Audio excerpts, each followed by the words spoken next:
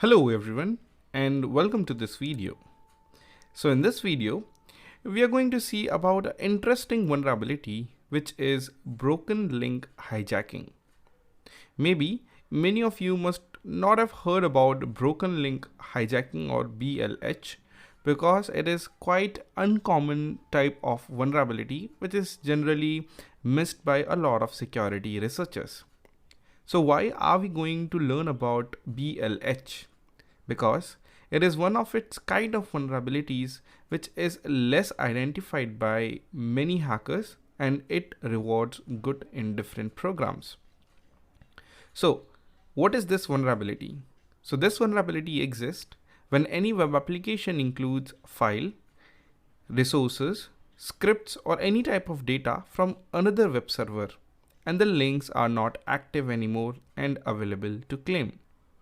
So this basically means any target website, let's say example.com, has a lot of links which have been pointed to, let's say, another website which is example.com. But those links are not functional anymore and they are available to be taken over. This is broken link hijacking. In this way, any attacker can claim those particular links which are serving the data and can also serve malicious contents to the users. So what is the motivation of this untouched vulnerability? As you can see, this was a poll done in which HackerOne security researchers was asked about broken link hijacking. Do you actively look for broken links on bug bounty programs? Only 2 said yes, and 10 security researchers said no. They do not identify broken link hijacking on many bug bounty programs. Now, this sounds a lot like subdomain takeovers in which we take over the subdomains of target programs. But in this, we are going to take over not the subdomains, but the resources, the links which are already there into the web application. So let's understand this with the help of a figure.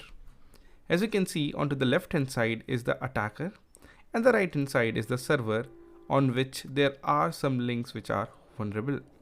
So let's say the attacker sends a request onto the target server where there is a link of the social media, let's say it is pointing to LinkedIn. When the attacker receives a response from the server, it says not found 404 or your profile does not exist.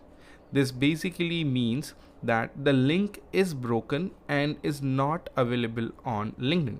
Thus, the attacker quickly signs up on LinkedIn platform and takes the same username which have been pointed on the server.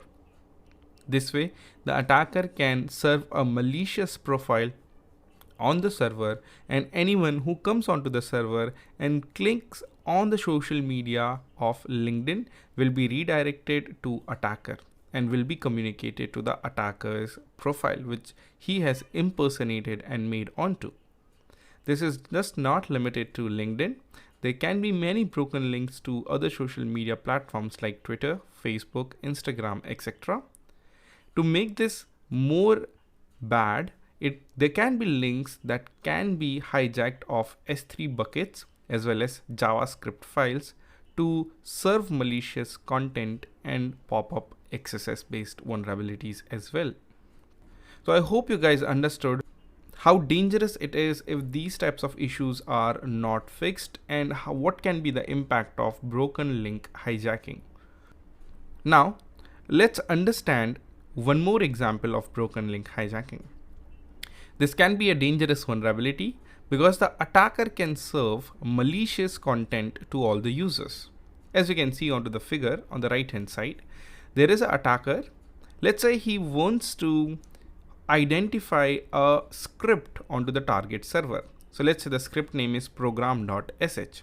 So he clicks onto the website and there he sees a button of download script. When he clicks onto that download script button, the server sends a request to its CDN. Let's say the script is hosted onto a AWS S3 bucket, but the link is broken.